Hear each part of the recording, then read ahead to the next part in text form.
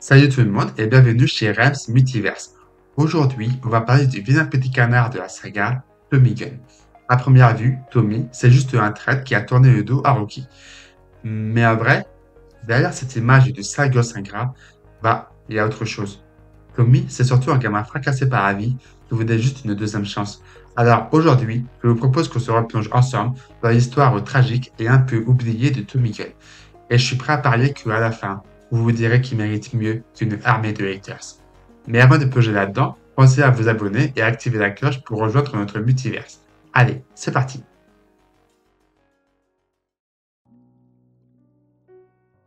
Avant tout, faut comprendre une chose. Tommy, c'est un gamin brisé, maltraité. Quand il était plus jeune, alors qu'il a eu des soucis à l'école, son père l'a attaché à une chaise et l'a fouetté. Tommy n'a pas pu se lever pendant une semaine. Et il n'avait que 13 ans. Pas facile pour se construire dans ces conditions, surtout quand on est un ado, pas vrai?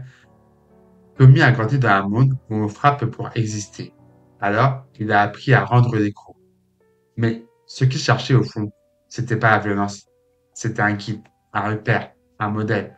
Et c'est là qu'il entend parler d'un gars venu de nulle part. Un boxeur de Philadelphie qui a tout gagné avec ses poings. Rocky Balboa. Pour Tommy, c'est clair. C'est ce mec-là qu'il doit rencontrer. Alors, il claque la porte de ce passé et prend la route, direction Philadelphie.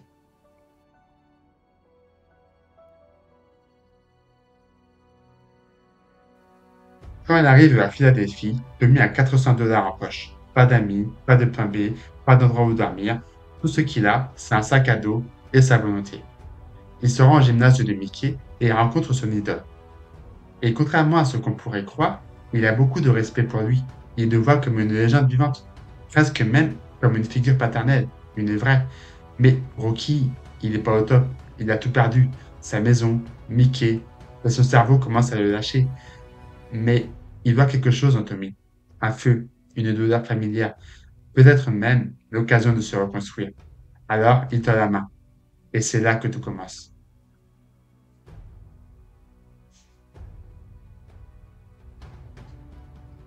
Tommy s'installe chez les Balboa. Il vit au sous-sol, mange avec eux, s'entraîne jour et nuit. Et sur le ring, oh là là, c'est une machine.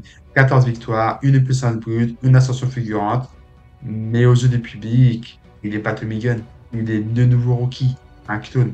Parce que Rocky l'a entraîné comme ça, pour revivre à travers lui, pour exister à nouveau. Mais Tommy, il n'a rien demandé de tout ça.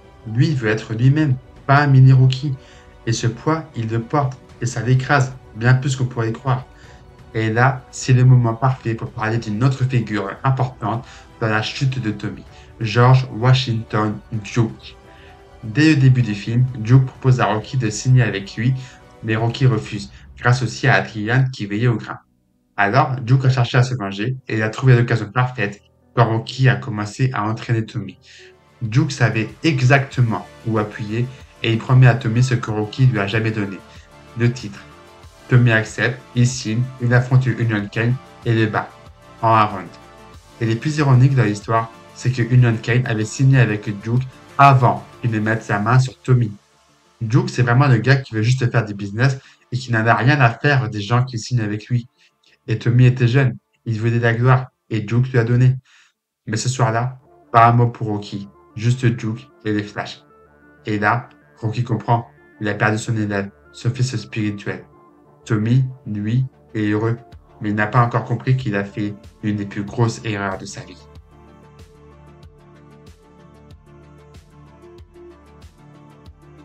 Après sa victoire, les journalistes crachent sur Tommy en disant que son adversaire était bidon et qu'il ne mérite pas son titre. Bon, déjà, rien que ça, pour un mec comme Tommy qui s'est battu toute sa life, c'est pas facile à encaisser. Mais le pire, c'est qu'on le compare à Rocky. Genre, Rocky, le champion du monde, celui qui a battu Apollo Creed et Ivan Drago. Et on lui dit qu'il n'est pas à la hauteur alors qu'il n'a que 22 ans. Franchement, c'est abusé, non? Pour Tommy, c'est une vraie humiliation. Il se rend compte qu'il peut faire tous les combats qu'il veut, affronter les meilleurs, mais tant qu'il restera dans l'ombre de Rocky, il n'éprouvera rien. Évidemment, Duke voit à nouveau la belle occasion de se faire du fric. Il lui dit qu'il doit affronter Rocky pour gagner le respect du public. Et là, on arrive à l'un des moments les plus controversés du cinquième film. Tommy provoque Rocky, il colle une patate à Polly, et là, Rocky le défie. dans un combat de rue. Je sais que ce passage divise. Beaucoup auraient voulu un bon vieux duel sur le ring, à l'ancienne, à la doyenne. Mais ce qu'on oublie trop souvent, c'est le contexte. Après son combat contre Drago, Rocky est brisé. Il souffre de séquelles neurologiques graves. Monter sur le ring, c'est suicidaire. Tommy, lui, c'est le nouveau champion. Le ring, c'est sa scène, là où il brille, là où il détruit ses adversaires. Un combat sur le ring, ça aurait fini comme celui d'Apollo contre Drago, tragiquement. Mais ce combat-là, c'est pas un show, c'est de la rue. Et là, c'est Rocky qui reprend l'avantage. Il n'y a pas de règles, pas d'arbitre, juste l'instinct, des coups au sol, des clés, des balayettes. Rocky se bat au milieu des siens, dans la rue où il a grandi, et sur ce terrain-là, c'est lui le champion. Tommy voulait gagner le respect du public, mais son arrogance a forcé à défier Rocky sur le seul terrain où il n'aurait eu aucune chance de l'emporter. Alors, Tommy finit à terre, oublié de tous. Et après, silence. Tommy disparaît. Par un mot de Rocky Balboa. Rien dans le Creed. Même pas une photo. Comme s'il n'avait jamais existé. Et le pire, c'est qu'il y avait une scène coupée dans Rocky 5 où on voit Rocky tendre la main à Tommy pour l'aider à se relever. Une scène qui aurait pu montrer le pardon entre mentor et élève, mais non. Elle a juste été supprimée du montage final. C'est dommage.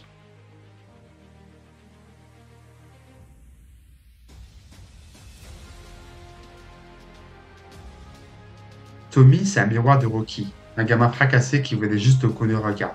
Mais au lieu de Mickey, il a eu Duke. Au lieu d'Adrian, il a eu le silence. Rocky, à l'époque, n'était pas prêt à être coach. Il n'a pas réussi à aider Tommy à rester sur la bonne voie. Et ça démontre que, parfois, les femmes ne sont pas toujours heureuses. Mais le beau côté, c'est que, grâce à Tommy, Rocky a appris à devenir un vrai mentor, un guide. C'est comme ça qu'il a pu accompagner Adonis, en créant une vraie relation avec lui, en apprenant à connaître ses blessures, pas juste ses coups, à ne pas faire de lui un clown, mais à le révéler. Et c'est là toute la différence.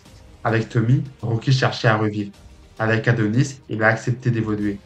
Il est devenu un mentor qui parlait pas qu'avec ses poings, mais avec son cœur. Et c'est là que l'histoire de Tommy prend tout son sens. Parce que s'il n'avait pas été là, Rocky n'aurait peut-être jamais été le mentor dont Adonis avait besoin.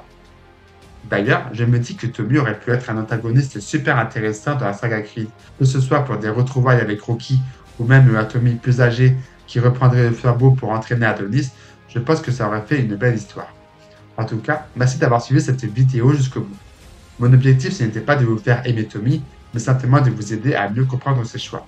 Au final, c'est un personnage complexe, imparfait, mais profondément humain et important dans l'histoire. Maintenant, c'est à vous. Est-ce que Tommy méritait une seconde chance? Est-ce que vous auriez aimé le revoir dans la saga? On en discute dans les commentaires. Sur ce, je vous souhaite une super journée ou soirée. Moi, c'est Rand, et on se retrouve très vite dans notre multiverse. Ciao!